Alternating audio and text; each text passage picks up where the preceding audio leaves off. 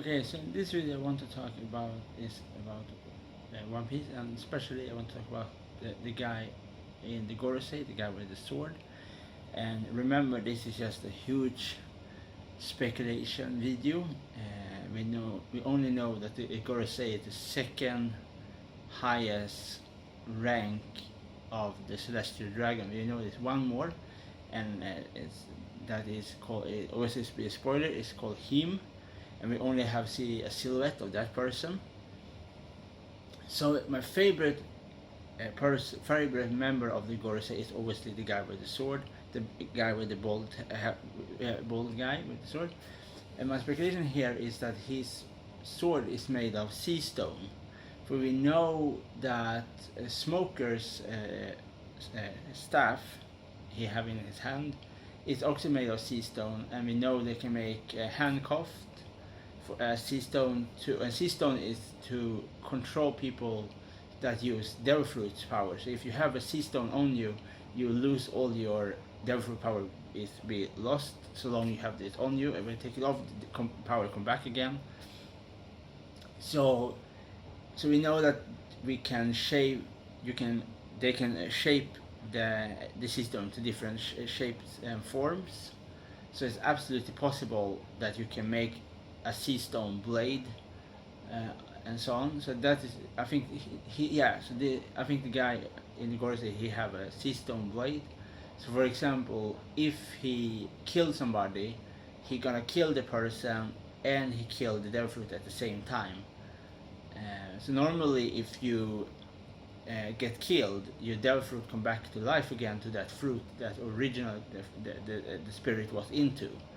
So for example, if there's a banana, so if the banana, for example, give you water power, for example, and you die, then the person have a banana in the hand, the spirit will come back to that fruit, and you get that water power that originally the person had before that person died.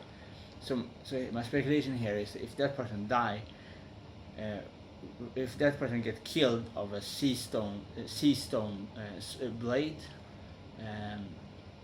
that person die and the devil fruit dies. It's eliminated forever. It will never come back again. This is just my speculation of the guy in the gorosei with the sword.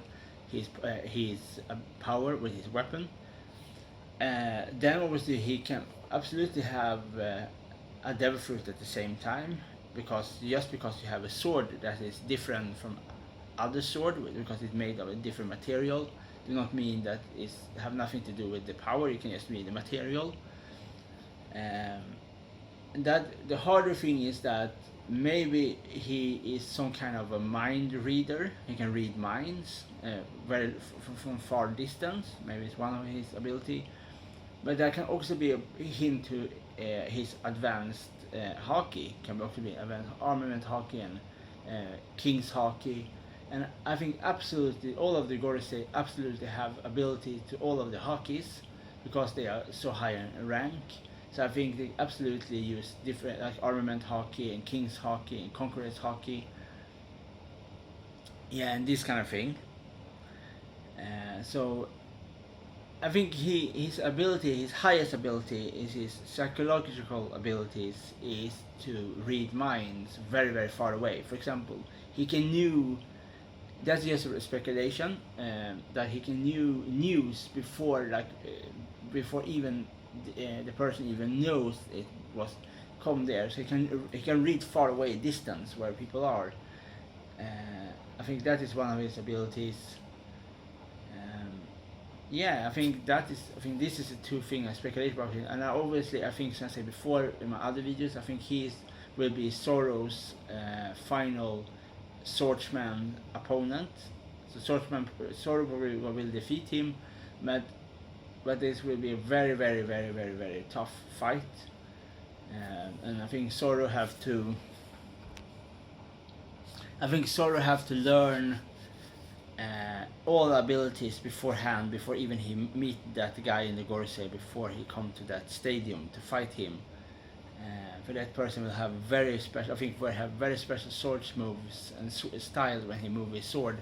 And I think Zoro have to defeat Mihawk, and then I think after Mihawk and maybe 5 chapters later after Mihawk's defeat, then probably he's gonna fight against the guy of the gorosei, because this guy is a different level. You have to understand that it's one thing to fight a super good swordsman, it's other thing to fight somebody that is a supremely higher level, that almost like can move in his sleep, and still you cannot defeat that person. He can just move around.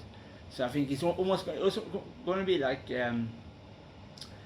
Darth Vader versus a young Yoda. Maybe that is too. Okay, but yeah, okay. You can. It's almost like you meet a young, the beginning of Darth Vader's career versus a young Yoda in a fight. I think that is the best similarity I can give, probably. Like Darth Vader versus Yoda. I think that is the similar fight will be with Zoro versus the person in the gorosei with the sword. It's gonna be like Darth Vader versus Yoda in a fight, but with much more like kendo Japanese style of movement. But it's gonna be like freestyle against one sword, and it will be very, very different, because Zoro's sword, we know that Zoro can cut steel, and he have to learn to cut. He have to just find. Also, he have to use his, obviously, because he's gonna meet Shiri of the Rain, and Shiri of the Rain use the his. It's always hard to say that name. Invisible fruit that makes it very hard to see where you are. His Shiri of the Rain's devil fruit. So you have to have a more advanced haki to see what Shiri Rain are when Shiri Rain use that fruit. Like I cannot really hit that fruit. So I have to learn to have to cut steel and diamond. Then we have to, because Zoro do not have any devil fruit, so Zoro will be a very good match against that person, because then the sword only gonna be a sword that's made of a different material that is not steel or iron. So that will be a more equal fighting stance in that sense, because Zoro is not gonna be weak to the sword. Because Zoro will not, because if you come too close to sea stone with devil fruit power, if you touch the sea stone, you get really weak, because sea stone is made from the sea in some ways into material that have the marine use around their ships to protect themselves against sea kings and of this kind of creature in the sea, so on. So that, I think that is a special thing with his sword. And his sword is, I think, is gonna be a Nodachi. Is a long sword against cavalry, also against spearmen.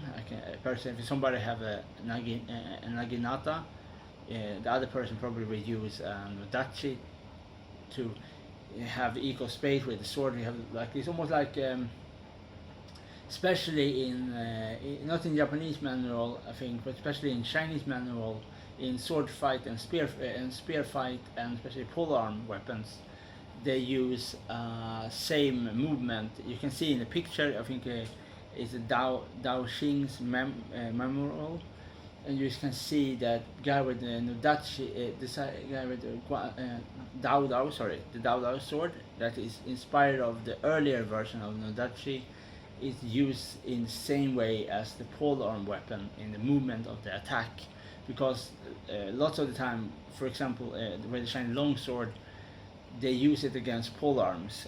If the enemy side have polearm weapons like Guandao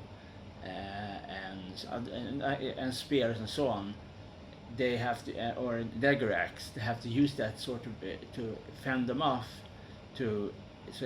Like even when you cut on the shaft of the spear shaft and so on. I think that is the sword is similar to that. It's a very long sword. So the guy of the gorosei have a very long reach with his sword swings, and obviously his thrust. So Zoro have to be very close to get a more ability to fight him more. So he have more advantage in the attack and so on. and with this kind of thing. Yeah, so this is where this is just my speculation. What will happen with Zoro's final swords fight, the final battle fight? Zoro will fight against a swords character in One Piece, and this kind of thing. And yeah, and that's everything I really want to say. Okay.